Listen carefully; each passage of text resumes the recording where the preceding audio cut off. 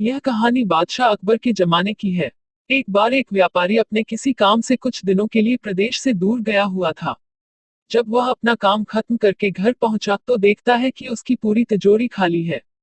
उसकी मेहनत की सारी कमाई चोरी हो चुकी है। व्यापारी घबरा गया और उसने अपने घर के सारे नौकरों को बुलाया। व्यापारी के घर में कुल 5 नौकर थे।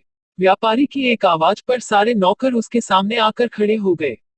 व्यापारी ने उनसे पूछा, तुम लोगों के होते हुए घर में इतनी बड़ी चोरी कैसे हो गई? जब चोर आकर मेरी पूरी तिजोरी साफ कर गया, उस समय कहाँ थे सब के सब? एक नौकर ने जवाब दिया, हमें नहीं पता ये चोरी कब हुई मालिक। हम सो रहे थे। उसकी यह बात सुनकर व्यापारी गुस्से से आग बबूला हो उठा और बोला, मुझे तो लगता है कि तुम 5 में से किसी एक ने ही चोरी की है। तुम्हारा हिसाब अब बादशाह अकबर ही करेंगे।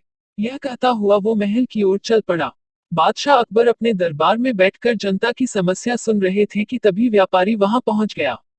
व्यापारी ने कहा, न्याय हुजूर, न्याय, मेरी समस्या को दूर करें। बादशाह ने पूछा, क्या हुआ? कौन हो तुम और क्या है तुम्हारी समस्या? व्यापारी बोला, मैं आप ही के राज्य में रहने वाला एक व्यापारी हूँ, महाराज। एक जरूरी काम से कुछ दिनों के लिए प्रदेश से बाहर गया था। जब वापस आया तो मेरी सारी तिजोरी लुट चुकी थी।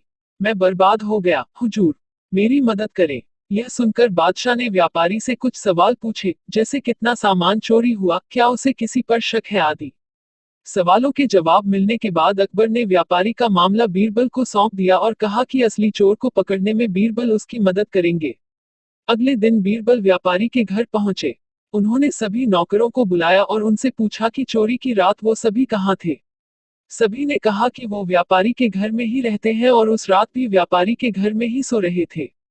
बीरबल ने उनकी बात मान ली और कहा, आप सभी को परेशान होने की जरूरत नहीं है। मेरे हाथ में ये 5 जादुई लकड़ियां हैं। मैं आप सभी को एक एक लकड़ी दूंगा। जो भी चोर होगा उसकी लकड़ी आज रात 2 इंच लंबी हो जाएगी और चोर पकड़ा जाएगा। हम सभी कल यही मिलेंगे। यह कह बीरबल ने सबसे हाथ में एक एक लकड़ी पकड़ाई और वहां से चले गए। दिन ढल गया। अगले दिन बीरबल फिर से व्यापारी के घर पहुंचे और उन्होंने सभी नौकरों को अपनी अपनी लकड़ी के साथ बुलाया। जब बीरबल ने सबकी लकड़ी देखी तो उन्होंने देखा कि एक नौकर की लकड़ी 2 इंच छोटी है। बस फिर क्या था, बीरबल ने तुरंत सिपाहियों को उस नौकर को पकड़ने का आदेश दिया। व्यापारी इस पूरी घटना को समझ नहीं पाया और असमंजस से बीरबल की तरफ देखने लगा। बीरबल ने व्यापारी को समझाया कि कोई लकड़ी जादुई नहीं थी, लेकिन चोर को इस बात का डर था कि उसकी लकड़ी 2 इंच बड़ी हो जाएगी और इस डर से उसने अपनी लकड़ी को 2 इंच काट दिया और वह पकड़ा गया। व्यापारी बीरबल की चतुराई से बहुत प्रभावित हुआ और उसका धन्यवाद किया। कहानी से सीख। बच्चों, बीरबल ने चोर को पकड़ा कहानी से हमें यह सीख मिलती है कि गलत काम चाहे जितना भी चतुराई से किया जाए, लेकिन वो सभी की नजरों में आ जाता है और उसका अंजाम हमेशा बुरा ही होता है।